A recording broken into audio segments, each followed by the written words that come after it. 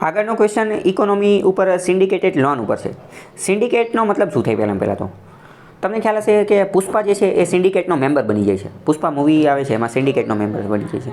તો સિન્ડિકેટનો મતલબ શું થાય? સિન્ડિકેટનો મતલબ થાય એક સંઘ, એક યુનિયન, એક બહુ મોટું જે સંઘ હોય, બરાબર. આ રિક્ષાવાળાનું સંઘ હોય તો એને રિક્ષા સિન્ડિકેટ કહેવાય. આ એ લોકો જે પુષ્પા મૂવી જે છે તો એ લોકો જે રેડ સેન્ડલવુડ ચંદન વૃક્ષનો જે વેપાર કરતા હતા તો એ લોકોનું પણ એક સિન્ડિકેટ એટલે કે સમૂહ હતું, એક ગ્રુપ હતું.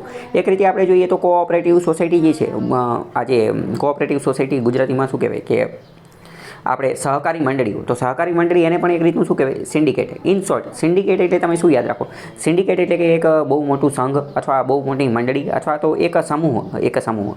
તો સિન્ડિકેટ લોન એટલે શું કે આખી મંડળીના તમામ સભ્યો, બધા લોકો જે છે, બધા લોકો એને લોન આપવામાં આવે, એને સિન્ડિકેટ લોન કહેવાય. તમને ખાલી સિન્ડિકેટ શબ્દ ખબર પડી ગઈ તો એના આધારે હવે તમે આ ક્વેશ્ચનનો આન્સર જે છે આપી શકો.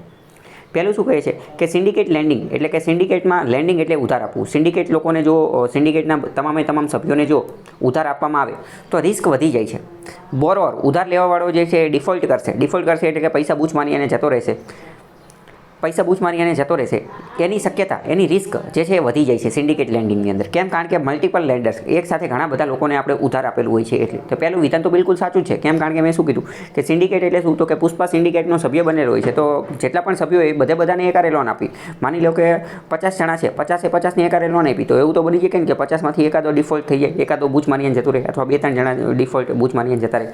તો પહેલું વિધાન સાચું છે. સિન્ડિકેટ લેન્ડિંગ જ્યારે કરવામાં આવે છે એટલે કે ઘણા બધા લોકોને, અહીંયા કીધેલું છે મલ્ટિપલ લેન્ડર્સ, એક સાથે ઘણા બધા એક કરતાં વધારે લોકોને જ્યારે લોન આપવામાં આવે છે તો રિસ્ક વધી જાય છે ડિફોલ્ટ થવાની, એમના પૈસા બૂચ મારી અને જતા રહેવાની.